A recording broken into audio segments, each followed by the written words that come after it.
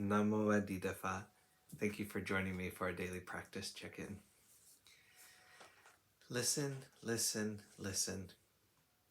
This beautiful sound calls us back to our true home.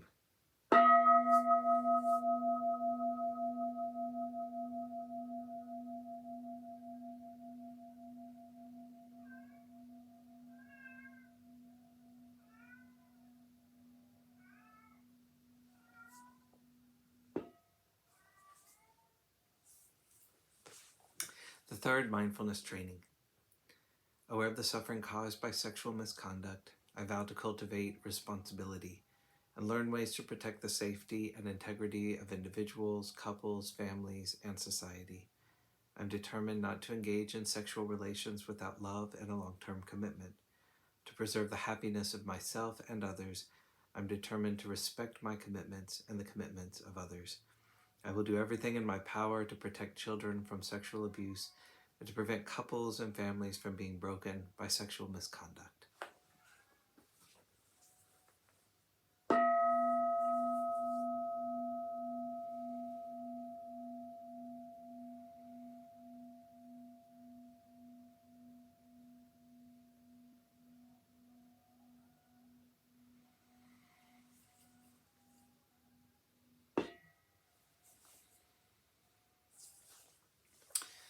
For our Dharma lessons, we're reading Ajahn Munindo's book, Unexpected Freedom.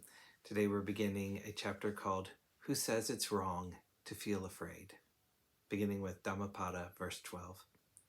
Seeing the false as the false, and the real as the real, one lives in the perfectly real.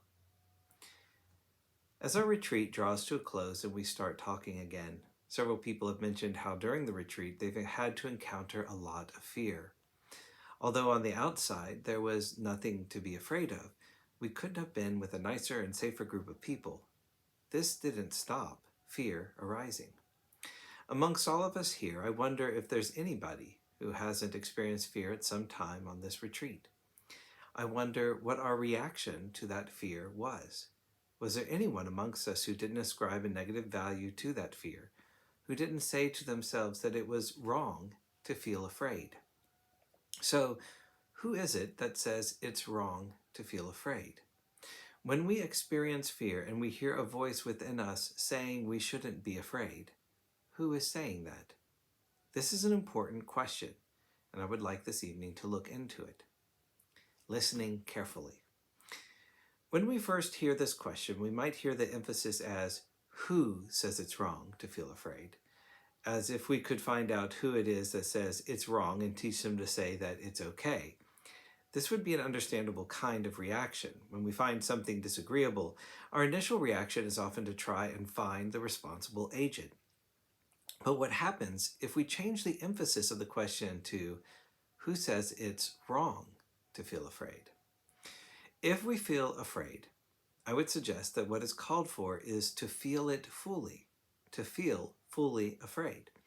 We need to understand that this same character who says it's wrong to feel afraid also says that it's wrong to feel all sorts of other things. He or she is endlessly judging and condemning. This is the one that is getting off on the world, consuming the world, feeding on the world through praise and blame. The Buddha said that to feed on praise and blame is like feeding on other people's spittle, on that which is better spat out or vomited up. This compulsive, condemning mind feeds on taking the position of judge, on judging things as right, wrong, good, or bad. Part of us really enjoys being so superior and handing down this judgment.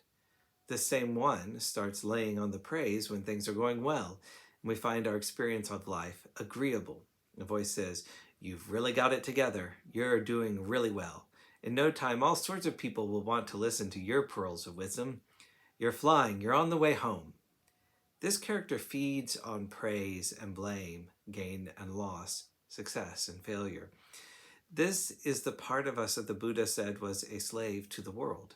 The energy it lives on is false and unsustainable.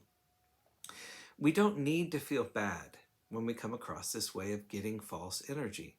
We don't need to condemn it. We just need to see it for what it is. That which sees this false way is itself real. The Buddha said, seeing the false as the false, we attain to the real. Mistaking the false for the real, we stay stuck in the false. When we see ourselves consuming false energy, which is what we are doing when we are being judgmental of our fear, we see that tendency for what it is. Finding identity in judging and condemning is a very limited identity, and it's also an exhausting identity. It means always having to try to succeed and win. We will always have an enemy to try to get rid of. By contrast, the one who walks the way beyond right and wrong and good and evil abides as the awareness which sees, which listens, which knows, and which receives all experience willingly.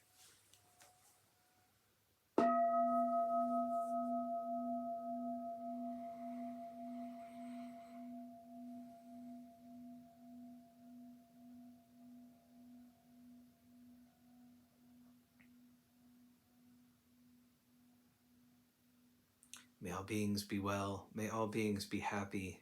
May all beings be at peace. Namo Adida Phat.